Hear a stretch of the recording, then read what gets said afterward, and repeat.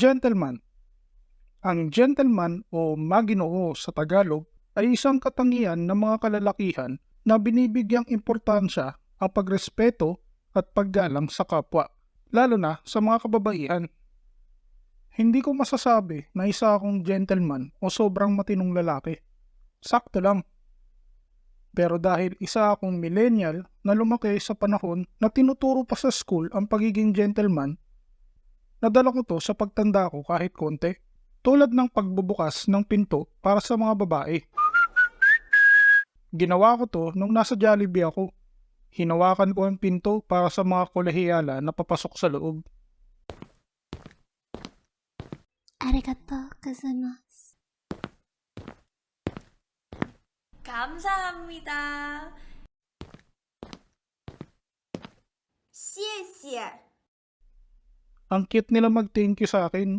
Nakakakilig. Yun nga lang, sunod-sunod ang labas-pasok sa pinto. Pagmukha na akong doorman sa tagal ko dun. Naituro din sa aming mga millennial ang pag-alalay sa mga senior na tatawid ng kalsada. Nakita ko si Lola, nakaharap sa kalsada.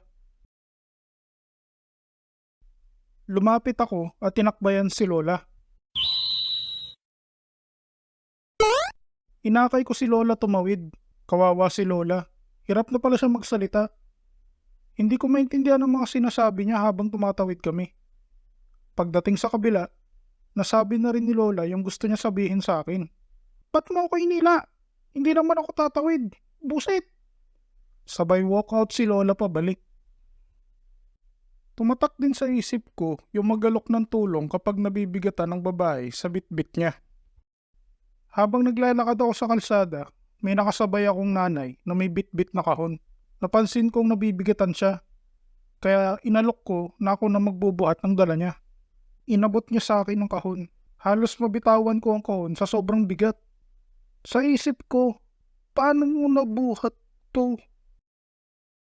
Nabawasan ng 50 points ang pagkalalaki ko dahil sa bigat ng kahon. Tapos isang kamay lang gamit ni nanay sa pagbuhat nito. The moral of the story is, huwag mag-overtake sa double yellow line. Like, share, subscribe.